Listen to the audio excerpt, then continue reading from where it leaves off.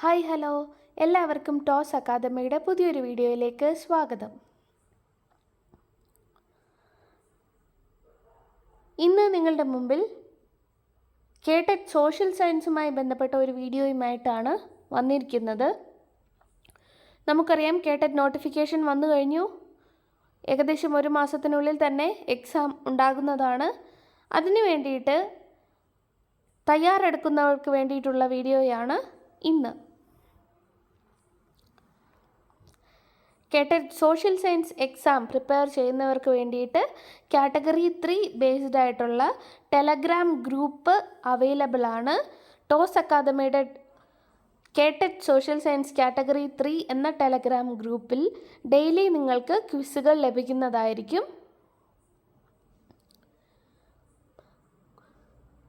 Telegram ഗ്രൂപ്പിൽ join ചെയ്യാൻ ആഗ്രഹമുള്ളവർക്ക് താഴെ കാണുന്ന ലിങ്കിൽ ക്ലിക്ക് ചെയ്ത് ജോയിൻ ചെയ്യാവുന്നതാണ്. നമുക്ക് വൈകാതെ വീഡിയോയിലേക്ക് കടക്കാം. ഇന്നത്തെ വീഡിയോ കാറ്റഗറി 3 സോഷ്യൽ സയൻസുമായി ബന്ധപ്പെട്ടതാണ്. മോസ്റ്റ് റിപ്പീറ്റഡ് ആയിട്ട് വരുന്ന ക്വസ്റ്റ്യൻസ് ഏതൊക്കെയാണ്, അല്ലെങ്കിൽ അതിനെപ്പറ്റിയുള്ള കുറച്ച് ഡീറ്റെയിൽസ് ആണ് ഈ ഒരു വീഡിയോയിൽ ഉൾപ്പെടുത്തിയിരിക്കുന്നത്. ഫസ്റ്റ് നമുക്കറിയാം, എപ്പോഴും ചോദിച്ചു കാണുന്ന ഒരു ചോദ്യമാണ്, Who led the revolt of 1857 at Jhansi? Revolt of 1857 ഈ ഒരു ടോപ്പിക്കിനെ ബേസ് ചെയ്ത് എല്ലാ തവണയും മസ്റ്റായിട്ട് ക്വസ്റ്റ്യൻസ് വരുന്നതാണ്. അപ്പം അതുമായി ബന്ധപ്പെട്ട് കുറച്ച് കൺഫ്യൂസിങ് ആക്കുന്ന ഒരു ക്വസ്റ്റ്യനാണിത്. ഝാൻസിയിൽ ആരാണ് റിവോൾട്ട് നേതൃത്വം കൊടുത്തത്? ബീഗം ഹസരത് മഹൽ, കുൻവാർ സിംഗ്, ഝാൻസി റാണി, റാണി ലക്ഷ്മിബായി. നമുക്കറിയാം, ഝാൻസി എന്ന് പറയുമ്പോൾ നമ്മൾ പെട്ടെന്ന് ഓർക്കുന്നത് ഝാൻസി റാണിയാണ്.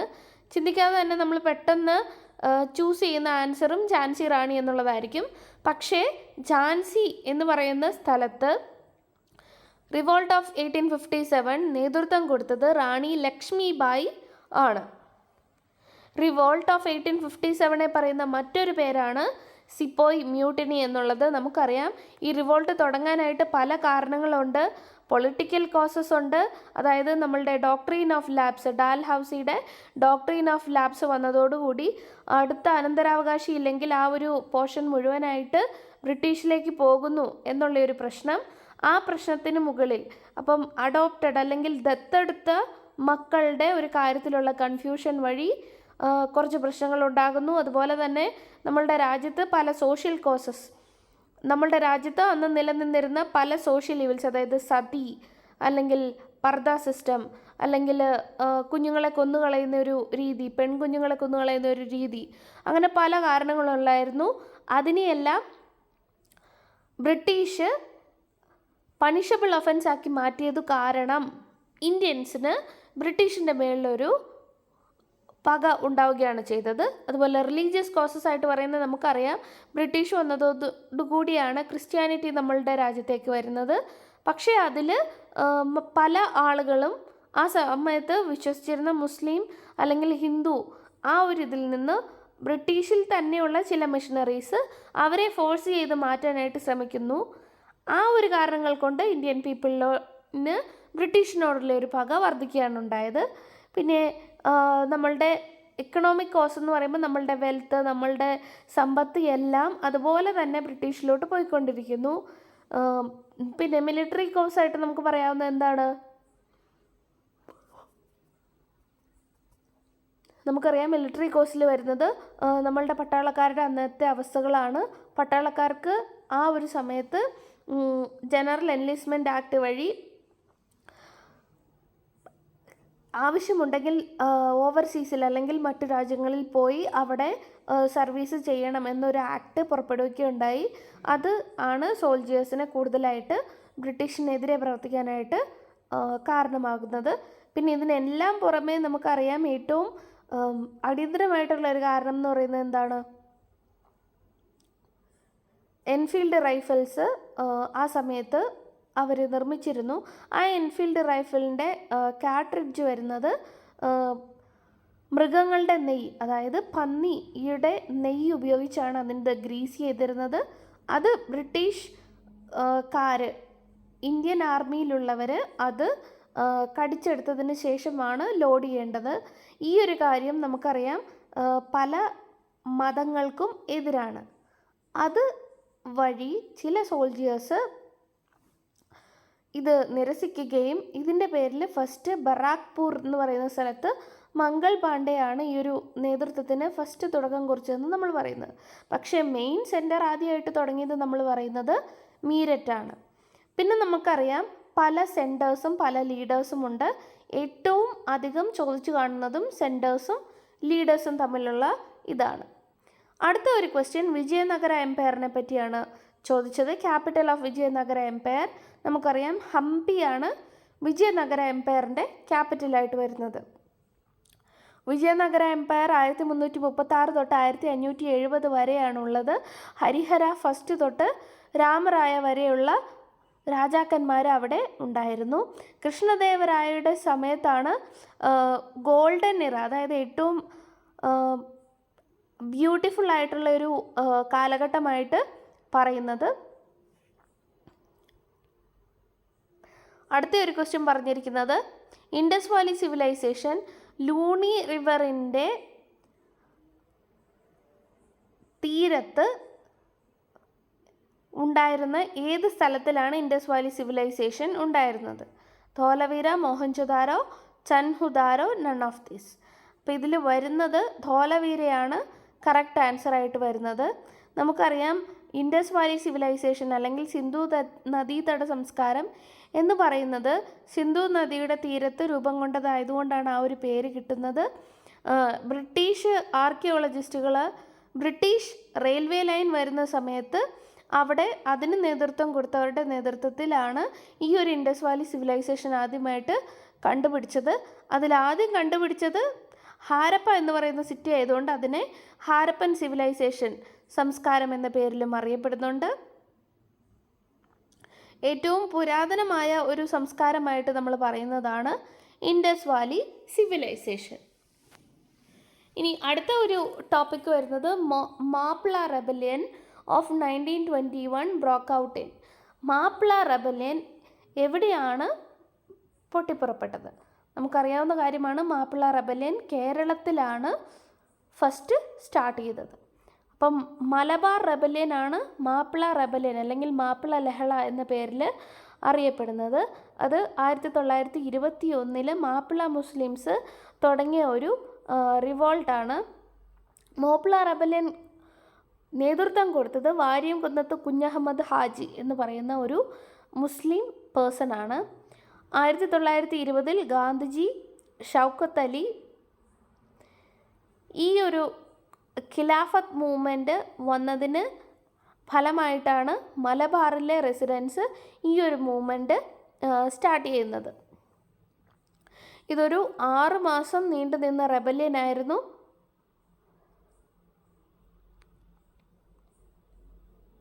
അടുത്ത ഒരു ചോദ്യം സോഷ്യൽ റിഫോം മൂവ്മെൻറ്റ്സിനെ ബേസ് ചെയ്തിട്ടുള്ളതാണ്. Who establish the Atmiya Sabha, a precursor in the socio religious reforms in Bengal? Atmiya Sabha രൂപം കൊണ്ടത് ആരുടെ നേതൃത്വത്തിലാണ്? വിവേകാനന്ദ, ദയാനന്ദ സരസ്വതി, രാജാറാം മോഹൻ റോയ്, അരബിന്ദോ. ആത്മീയ സഭ രൂപം കൊണ്ടത് രാജാറാം മോഹൻ റോയുടെ നേതൃത്വത്തിലാണ്. 1815 കൽക്കട്ടയിൽ രൂപം കൊണ്ടതാണ് ആത്മീയ സഭ. ഇതുപോലെ പലതരത്തിലുള്ള ഓർഗനൈസേഷൻ അല്ലെങ്കിൽ റിഫോം മൂവ്മെൻറ്റ്സ് ആ ഒരു സമയത്ത് ഇന്ത്യയിൽ മുഴുവൻ രൂപം കൊണ്ടു എന്ന് നമുക്ക് പറയാം. അതിൽ വരുന്ന കുറച്ചാണ് ബ്രഹ്മസമാജ്, ധർമ്മസഭ, തത്വബോധിനി സഭ, Paramahansa Mandalay, Rahnumai Mazdayasnan Sabha, Radha Soami Satsang, Brahmo Samaj of India, Prarthana Samaj, Arya Samaj, theosophical society, Sadharan Brahmo Samaj, then Deccan educational society. ഇതിൻ്റെ ലീഡേഴ്സും ഇതിൻ്റെ വർഷവും ഇതിൻ്റെ ഇയറും കൊടുത്തിട്ടുണ്ട്. അപ്പോൾ നിങ്ങൾക്ക് ഈ ഒരു കാര്യം സോഷ്യൽ റിഫോം മൂവ്മെൻറ്റ്സ് എന്ന് പറയുന്ന ഒരു ടോപ്പിക്ക് എന്തായാലും ഏത് രീതിയിലും ക്വസ്റ്റ്യൻസ് വരുന്നു കാണുന്നതാണെന്ന് നമുക്കറിയാം. ഇതിന് പുറമെ പലതരത്തിലുള്ള റിഫോം മൂവ്മെൻറ്റ്സ് വന്നിട്ടുണ്ട്. നിങ്ങൾക്ക് ഇതിൽ പുറമെ ഏതെങ്കിലും അറിയാമെങ്കിൽ അത് കമൻറ്റ് ബോക്സിൽ പറയാവുന്നതാണ്. അടുത്ത ഒരു ചോദ്യം, which of the following land revenue settlement was first to have concluded with the village community? ഏറ്റവും ആദ്യം ഗ്രാമങ്ങളിൽ തുടങ്ങിയ ലാൻഡ് റവന്യൂ സെറ്റിൽമെൻറ്റ് ഏതാണ് എന്നാണ് ക്വസ്റ്റ്യൻ. പെർമനൻറ്റ് സെറ്റിൽമെൻ്റ് ആണോ, മഹൽവാരി സെറ്റിൽമെൻ്റ് ആണോ, റയോട്ട് വാരി സെറ്റിൽമെൻ്റ് ആണോ, അല്ലെങ്കിൽ ഇതൊന്നുമല്ലേ എന്നുള്ളതാണ് ചോദ്യം. ഇത് ലാൻഡ് സെറ്റിൽമെൻറ്റിനെ ബേസ് ചെയ്തുകൊണ്ടുള്ള ക്വസ്റ്റ്യൻ ആണ്. നമുക്കറിയാം പെർമനൻറ്റ് സെറ്റിൽമെൻറ്റ് എന്ന് പറയുമ്പോൾ ഭൂനികുതി ഫിക്സ്ഡ് ആയിരിക്കും. അതായത് ആജീവനാന്തം ആ ഒരു നികുതിയാണ് നമ്മൾ അടയ്ക്കേണ്ടി വരുന്നത്. അവിടെയാണ് നമ്മൾക്ക് സമീന്ദാർസ് ഉള്ളത്. സമീന്ദാർസ് വഴിയാണ് നമ്മൾ അടയ്ക്കുന്നത്. ഇനി മഹൽവാരി സിസ്റ്റത്തിൽ വരുമ്പം വില്ലേജാണ്. അവിടെ ഒരു വില്ലേജിൽ ഒരു ഗ്രാമത്തലവനുണ്ടായിരിക്കും. ആ തലവൻ വഴി കളക്ട് ചെയ്തായിരിക്കും പോകുന്നത്. റയോട്ട് വാരി സിസ്റ്റം എന്ന് പറയുമ്പോൾ അവിടെ നമ്മൾ ഉൽപ്പാദിപ്പിക്കുന്ന ആളും ഈസ്റ്റ് ഇന്ത്യ കമ്പനിയും തമ്മിൽ നേരിട്ടുള്ള നികുതി കൈമാറ്റമാണ് നടക്കുന്നത്. അവിടെ ഒരു മധ്യസ്ഥൻ്റെ ആവശ്യം ഇല്ല എന്നുള്ള രീതിയിലാണ്. അപ്പം ഇതിൻ്റെ ഉത്തരം നിങ്ങൾ താഴെ കമൻറ്റ് ചെയ്യണേ. നമുക്കറിയാം ലാൻഡ് റവന്യൂ സിസ്റ്റം, അത് കൊണ്ടുവന്നവരുടെ കാര്യങ്ങൾ, ഇത് കൊണ്ടുവന്ന ഏരിയാസും പഠിച്ചിരിക്കുന്നത് വളരെ നല്ലതാണ്. പെർമനൻറ്റ് സെറ്റിൽമെൻറ്റ് കൊണ്ടുവന്നത് ലോർഡ് കോൺവാലിസ് ആണ്. റയോട്ട് വാരി സിസ്റ്റം തോമസ് മുൻറോയും മഹൽവാരി സിസ്റ്റം വില്യം ബെൻഡിക്കുമാണ് ഇൻട്രൊഡ്യൂസ് ചെയ്തത്. അടുത്ത ഒരു question, the American war of independence was fought between the kingdom of England and its colonies in America. How many colonies were there for American war of independence? അതിനുത്തരം 13 American കോളനീസാണ്. 13 American കോളനീസാണ് ഉണ്ടായിരുന്നത്. American war of ഇൻഡിപെൻഡൻസിനെ പറയുന്ന മറ്റൊരു പേരാണ് American revolutionary വാർ എന്ന്. ഇത് ആദ്യമായിട്ടിത് നടക്കുന്നത് 13 അമേരിക്കൻ കോളനീസും ബ്രിട്ടനും തമ്മിലുള്ള ഒരു യുദ്ധമായിട്ടാണ്.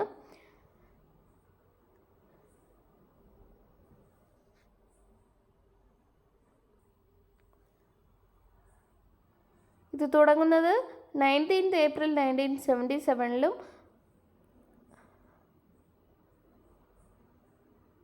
ഇതിനൊരു അവസാനം വരുന്നത് 1783 സെപ്റ്റംബറിലും ആണ്.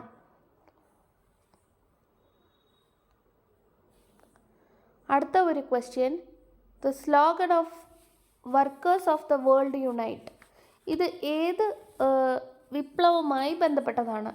French revolution, American revolution, Russian revolution, Japanese revolution? ആ ഒരു slogan workers of the world unite, ഇത് റഷ്യൻ റവല്യൂഷനുമായി ബന്ധപ്പെട്ട് വരുന്ന ഒരു വാചകമാണ്. വ്ളാഡിമിർ ലെനിൻ ആയിരുന്നു റഷ്യൻ റവല്യൂഷൻ്റെ, അല്ലെങ്കിൽ ആ സമയത്ത് ബോൾഷെവിക് പാർട്ടി അല്ലെങ്കിൽ റഷ്യൻ കമ്മ്യൂണിസ്റ്റ് പാർട്ടി കൊണ്ടുവരുന്നതും ബോൾഷെവിക് റവല്യൂഷൻ്റെ ലീഡറായിട്ട് അറിയപ്പെടുന്നതും. ലെനിൻ റഷ്യൻ റവല്യൂഷൻ്റെ കോൺട്രിബ്യൂഷന് വളരെ അധികം പങ്കുവഹിച്ചിട്ടുള്ള ഒരാളാണ്.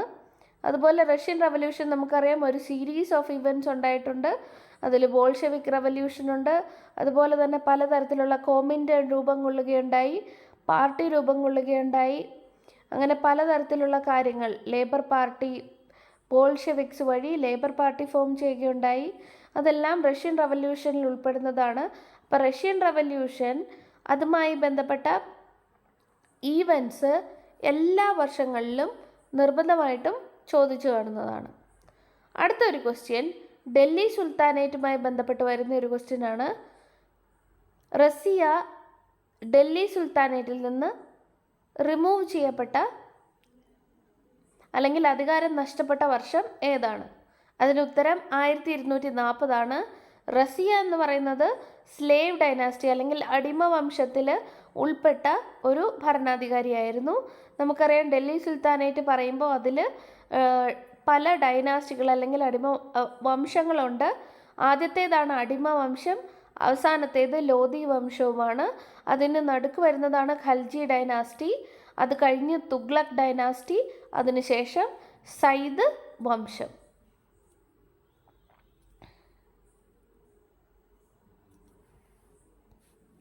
അടുത്ത ഒരു ക്വസ്റ്റ്യൻ ജോഗ്രഫിയുമായി ബന്ധപ്പെട്ട് പറയുന്നതാണ്.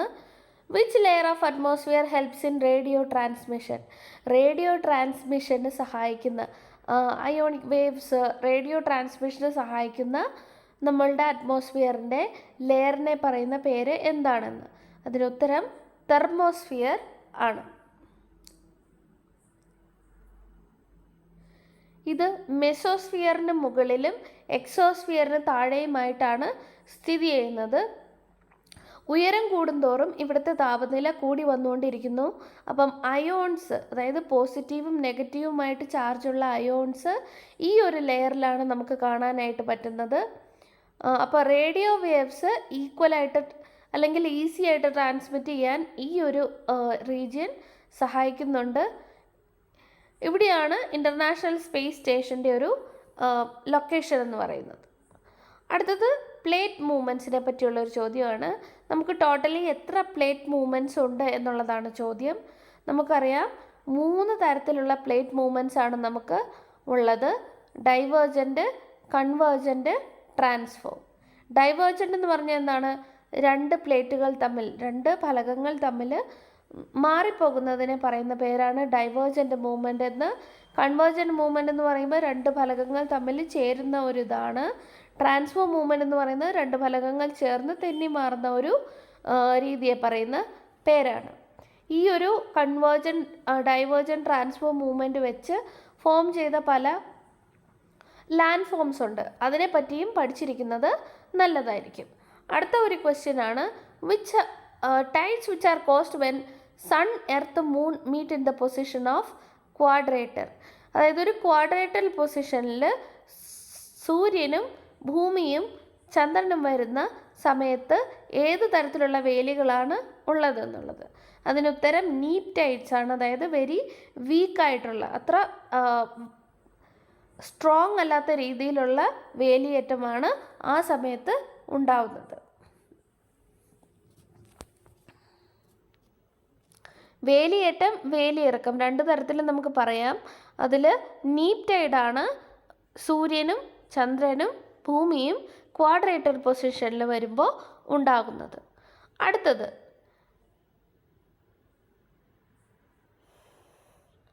സൂര്യനും ഭൂമിയും തമ്മിലുള്ള ദൂരം ഏറ്റവും കുറവ് കാണുന്ന സമയം അല്ലെങ്കിൽ ഡേറ്റ് ഏതാണ് എന്നാണ്. അതിനുത്തരം ജാനുവരി 3 ആണ്. ഈ ഒരു ഫിനോമിനന് കാരണമായിട്ട് നമുക്ക് പറയാവുന്നത് റൊട്ടേഷനും റെവല്യൂഷനും കാരണമാണ്. നമുക്കറിയാം എന്താണ് റൊട്ടേഷൻ. ഭൂമി അതിൻ്റെ അച്ചുതണ്ടിൽ എപ്പോഴും ചുറ്റിക്കൊണ്ടിരിക്കുന്നു. അതിന് എത്ര സമയം ആവശ്യമാണ്, അങ്ങനെയുള്ള കാര്യങ്ങൾ. അതുപോലെ തന്നെ റെവല്യൂഷൻ, അതിനൊപ്പം തന്നെ എന്തിനോട് കൂടി ചുറ്റുന്നു, അങ്ങനെയുള്ള കാര്യങ്ങളാണ് ഈ ഒരു ക്വസ്റ്റ്യൻ ഫോക്കസ് ചെയ്ത് നിങ്ങൾ പഠിച്ചിരിക്കേണ്ടത്.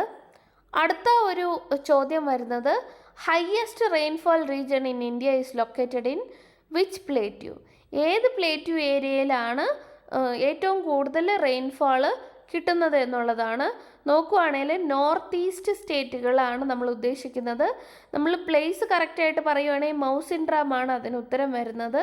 അത് ഷില്ലോങ് പ്ലേറ്റ്യൂ റീജിയനിലാണ് ഉള്ളത്. മേഘാലയ, ഷില്ലോങ്, ആ ഒരു റീജിയനിലാണ് ഏറ്റവും കൂടുതലായിട്ട് നമുക്ക് മഴ ലഭിക്കുന്നത്. റീജിയനാണ് ചോദിക്കുന്നതെങ്കിൽ ഷില്ലോങ്, സ്ഥലം പർട്ടിക്കുലർ ആയിട്ടാണെങ്കിൽ മൗസിൻഡ്രാം നമുക്ക് പറയാനായിട്ട് പറ്റും. അടുത്തത് ഫുഡ് സെക്യൂരിറ്റിയുമായി ബന്ധപ്പെട്ട ഒരു ക്വസ്റ്റ്യൻ ആണ്. നമുക്കറിയാം ഫുഡ് സെക്യൂരിറ്റി എന്ന് പറയുമ്പം അവൈലബിലിറ്റി, അഫോർഡബിലിറ്റി ആൻഡ് ആക്സസിബിലിറ്റി.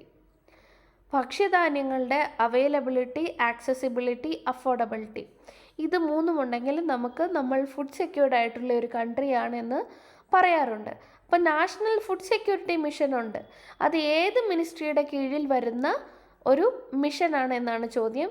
നമുക്കറിയാം അവിടെ ഫുഡ് സെക്യൂരിറ്റിയുമായി ബന്ധപ്പെട്ടുള്ള ആയതുകൊണ്ട് തന്നെ ministry of agriculture and farmers വെൽഫെയറുമായി ബന്ധപ്പെട്ടാണ് വരുന്നത്. അടുത്തത് ലാറ്റിറ്റ്യൂഡുമായി ബന്ധപ്പെട്ട ഒരു ചോദ്യമാണ് വരുന്നത്. ലാറ്റിറ്റ്യൂഡുമായി ബന്ധപ്പെട്ട് വന്ന ചോദ്യം, what is the latitude of the southern most point of mainland of India. ഏറ്റവും സൗത്ത്, അതായത് കന്യാകുമാരി ആ ഒരു റീജിയണിൽ ഏത് ലാറ്റിറ്റ്യൂഡാണ് പാസ് ചെയ്ത് പോകുന്നത് എന്നാണ് ചോദ്യം വരുന്നത്. അപ്പോൾ ഇവിടെ നമ്മൾ പഠിച്ചിരിക്കേണ്ടത് സദേൺ പോർഷനിൽ ഏത് ലാറ്റിറ്റ്യൂഡ് പാസ് ചെയ്ത് പോകുന്നു, നോർത്തേൺ പോർഷനിൽ ഏത് ലാറ്റിറ്റ്യൂഡ് പാസ് ചെയ്ത് പോകുന്നു, ഈസ്റ്റ് വെസ്റ്റ് എക്സ്റ്റൻഷൻ എന്താണെന്നുള്ളത് പഠിച്ചിരിക്കേണ്ടത് അത്യാവശ്യമാണ് ഇവിടെ. അപ്പോൾ ഇവിടുത്തെ ഉത്തരം വരുന്നത് 8 ഡിഗ്രിയാണ്. 8 ഡിഗ്രിയാണ് ഉത്തരം വരുന്നത്. അടുത്തത് dash deal with the taxation and expenditure decisions of the government. ഗവൺമെൻറ്റിൻ്റെ ടാക്സേഷൻ അല്ലെങ്കിൽ എക്സ്പെൻഡിച്ചറുമായി ബന്ധപ്പെട്ട തീരുമാനങ്ങൾ എടുക്കുന്ന നയത്തിനെ പറയുന്ന പേര് എന്താണെന്നാണ് ചോദ്യം. അതിനുത്തരം ഫിസ്ക്കൽ പോളിസി എന്നുള്ളതാണ്. ഫിസ്ക്കൽ പോളിസി ഗവൺമെൻറ്റിൻ്റെ നയങ്ങളെ ബേസ് ചെയ്തുകൊണ്ടുള്ള പോളിസിയാണ് ഫിസ്ക്കൽ പോളിസി. മോണിറ്ററി പോളിസി എന്ന് പറയുമ്പോൾ അത് RBIയുമായി ബന്ധപ്പെട്ട് അല്ലെങ്കിൽ മണി ആൻഡ് ബാങ്കിങ് സെക്ടറുമായി ബന്ധപ്പെട്ട് വരുന്ന കാര്യമാണ്.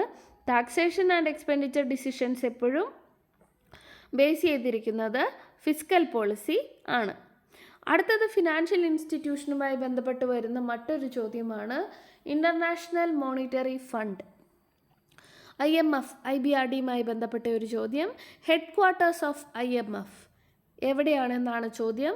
അതിനുത്തരം വാഷിങ്ടൺ DC ആണ്. വാഷിങ്ടൺ DCയിലാണ് IMF അല്ലെങ്കിൽ ഇൻ്റർനാഷണൽ മോണിറ്ററി ഫണ്ടിൻ്റെ ലൊക്കേഷൻ എന്ന് പറയുന്നത്. IMF അതുപോലെ IBRD, international bank for reconstruction and development, രണ്ടും ബ്രിട്ടൻ വുഡ് ട്വിൻസ് എന്ന പേരിലാണ് അറിയപ്പെടുന്നത്. IBRDയെ പറയുന്ന മറ്റൊരു പേരാണ് വേൾഡ് ബാങ്ക് എന്നുള്ളത്. അപ്പം ഇത് ഫോം ചെയ്തത് 1945-46, ഫങ്ഷനിങ്ങിന് വന്നത് 47-48 കാലഘട്ടത്തിലാണ്. അടുത്തത് GATT, general agreement on tariff and trade, എവിടെ എന്നാണ് എസ്റ്റാബ്ലിഷ് ചെയ്തത് എന്നാണ് ചോദ്യം.